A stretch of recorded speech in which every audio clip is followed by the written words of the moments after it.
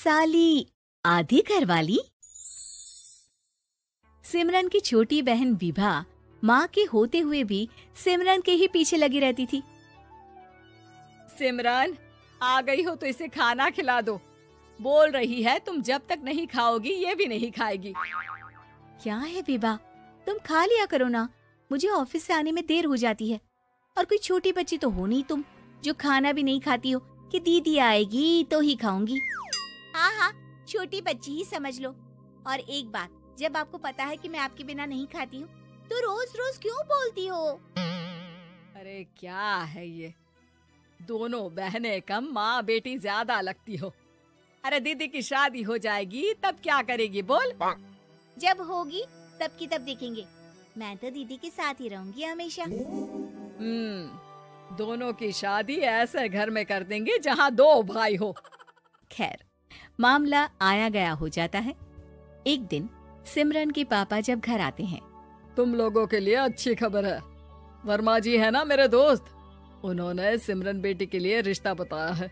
बहुत अच्छा लड़का है, सिमरन को भी पसंद कर लिया है और कल वो लोग आ रहे हैं सिमरन को देखने अपने घर। सिद्धांत अपने माता पिता के साथ सिमरन को देखने आता है। उसे सिमरन अच्छी लगती है और शादी तय हो जाती है। सिद्धांत की माँ कहती है, अब तो हम लोग ले जाएंगे जल्द ही अपनी सिमरन को यहाँ से। अरे हाँ हाँ, क्यों नहीं, आपकी ही है अब तो हमारी बेटी। दूर खड़ी विभा सब सुन रही होती है। अब तो दीदी की शादी हो जाएगी, फिर तो वो चली जाएंगी। दीदी के बिना मैं कैसे रहूंगी? कुछ न कुछ तो करना ही होगा जिससे दीदी की शादी ही ना हो। सभी के जाने के बाद क्या शादी के बाद दीदी हम लोगों के साथ नहीं रहेंगी? अरे नहीं तो फिर क्यों रहेगी, शादी हो जाएगी तो अपने घर चली जाएगी ना। तो मैं भी जाऊंगी उनके साथ, मेरा भी सामान पैक कर देना। अरे कैसे बात कर रही हो विभा, दीदी के ससुराल छोटी बहन नहीं जाती। हाँ, कभी कभी जाकर मिलाना और रोज फोन पर भी बात कर लेना, ठीक है? नहीं पापा, आप तो जानते हैं मैं दीदी के बिना खाना भी नहीं खाती, ना ही मुझे उनके बिना नींद आती है। सिमरन बहन की बात सुनकर इमोशनल हो जाती है। अगले दिन से विभा खाना खाना छोड़ देती है। लोगों के लाख समझाने के बाद भी विभा ना खाती है ना ही सोती है। अंत में हार मानकर सिमरन सिद्धांत से मिलती है। सिद्धांत, मेरे मम्मी पापा ने बचपन से ही विभा और मुझे साथ रखा। वो मुझसे बहुत जुड़ी है। मुझे उसकी टेंशन रहेगी शादी के बाद, क्योंकि वो मेरे बिना नहीं रह सकती है। अरे ये तो छोटी सी बात है, वो हम लोगों के साथ हमारे घर में रह सकती है। जब उसकी अकल आ जाएगी या वो समझ जाएगी कि तुम्हारा घर वो नहीं बल्कि ये है, तो हम उसे घर छोड़ आएंगे, ठीक है? सिमरन खुश हो जाती है क्योंकि वो यही चाहती थी। वो माँ पिता से बात कर लेती है। अरे कैसी बात कर रही हो सिमरन, भला बेटी के ससुराल में हम छोटी बहन को कैसे भेज दे? जमाना क्या कहेगा? अरे तो पागल हो गया है, मना कर दे। इस शादी में इन लोगों का तो ये चलता ही रहेगा। कभी बहन यहाँ आ रही है, कभी वो बहन के पास जा रही है। अरे शादी हो रही है, कोई मजाक थोड़ी ना हो रहा है ना बाबा ना। माँ कैसी बात कर रही हो? सिमरन से मैं जुड़ाव महसूस कर रहा हूँ और इतनी सी बात के लिए इतनी अच्छी लड़की को कैसे छोड़ सकता हूँ? सिद्धांत की भी जिद होती है कि वो सिर्फ सिमरन से ही शादी करेगा, और होता भी वैसा ही है। सिद्धांत और सिमरन की शादी हो जाती है और दहेज में आ जाती है विभा।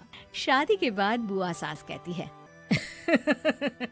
अरे माँ ना, साली आधी घर वाली होती है, लेकिन ये क्या, तुम तो उसे घर ही ले आए। तभी चाची कहती है, सिद्धांत को तो हम लोगों ने सीधा समझा था, लेकिन सबसे तेज तो यही निकला। अरे देखो कैसे दहेज तो नहीं लिया, लेकिन साली पर कब्जा कर लिया। सिद्धांत ने इस और तो सोचा ही नहीं था, लोग उन लोगों के बारे में ऐसी भी बात करेंगे। वो वहाँ से चला जाता है और चुपचाप अपने कमरे में लेट जाता है। क्या हुआ सिद्धांत, तुम अचानक से परेशान हो गए, कोई बात है क्या? अरे नहीं, वो थक गया था ना, शादी की सारी तैयारी और रस्मों के बीच, सोच रहा हूँ थोड़ा आराम कर लूं। हाँ ठीक है, आप लेट जाइए, मैं विभा का बेड लगा देती हूँ जमीन पर। क्या वो यहाँ सोएगी? हाँ, बताया तो था कि उसे नींद नहीं आती मेरे बिना। तो तुम आराम से लेटो ऊपर, हम लोग नीचे बिछा लेते हैं। अरे नहीं नहीं, तुम दोनों आराम से लेटो ऊपर, मैं माँ पापा के रूम में जा रहा हूँ। सिद्धांत वहाँ से दूसरे कमरे में चला जाता है, जहाँ सिद्धांत के पिता उससे कहते हैं, क्या बात है बेटा, तू उस कमरे में क्यों नहीं सो रहा? बहू से लड़ाई हो गई है क्या शादी के पहले दिन ही? अब नहीं पापा, वो दोनों बहनों को बात करनी थी और मुझे नींद आ रही है, तो मैं यहाँ सोने चला आया। अगले दिन सिद्धांत तैयार होकर ऑफिस जाता है। ऑफिस में लंच के वक्त दोस्त कहता है, क्या बात है सिद्धांत, इतना सारा खाना एक ही दिन में? हाँ यार, वो सिमरन को खाना बनाने का शौक है तो उसी ने बनाया है। यार हम लोगों की तो सिर्फ एक ही बीवी है, इसकी तो दो है ना। सिद्धांत को गुस्सा आ जाता है। कैसी बात कर रहा है तू? अरे तू तो भाग्यशाली है जो बीवी के साथ साथ साली भी आ गई। अरे साली लोगों की तो आधी घरवाली होती है, तुझे तो पूरी की पूरी मिल गई। सिद्धांत का पारा अब 7वें आसमान में पहुंच जाता है। वो खड़ा होकर उस लड़के से लड़ने लगता है। हाँ, मेरी शादी में मेरी बीवी के साथ मेरी साली भी आई है, ये सच है, लेकिन सिर्फ कुछ समय के लिए, क्योंकि उसने सिमरन को बचपन से ही माँ की तरह देखा और यूं अचानक वो सिमरन से अलग नहीं रह सकती थी। इसलिए सोचो, अगर मेरी बीवी उसके लिए माँ का स्थान रखती है तो मेरा दर्जा क्या हुआ?